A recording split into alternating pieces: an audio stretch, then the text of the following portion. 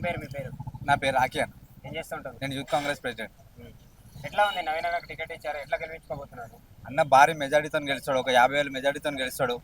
అందరూ టీఆర్ఎస్ పార్టీలో కూడా జాయినింగ్ ప్రోగ్రామ్కి రేపెల్లుండిగా త్వరలో జాయినింగ్ అవుతున్నారు. అంటే బీఆర్ఎస్ వాళ్ళు బాగా ప్రచారం చేస్తున్నారు. ఏదైతే చనిపోయిన ఎమ్మెల్యే మాగంటి గోపీనాథ్ ఉన్నారో వాళ్ళ సానుభూతి కనబడతా ఉంది, మేమే గెలుస్తామని బీఆర్ఎస్ వాళ్ళు చెప్తాం. సింపతి గింపతి ఏముండే అన్న, ఆల్రెడీ నవీన్ అన్న లోకల్ మనిషి. ఇక ప్రజలు మొత్తం ఇక్కడ లోకల్ క్యాండిడేట్కి వేయాలని ఆల్రెడీ ఒక 1 మంత్ బ్యాక్ ఫిక్స్ అయిపోయినారు. నవీన్ అన్న భారీ మెజారిటీతో 50,000 మెజారిటీతో గెలిపిస్తారు పబ్లిక్ మొత్తం.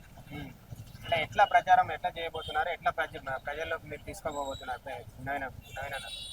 నవీన్ అన్న వాటర్ ప్రాబ్లం అయినా కానీ అనేక సమాఖ్యలు మొత్తము అన్న మూడుకి వెళ్తాడు.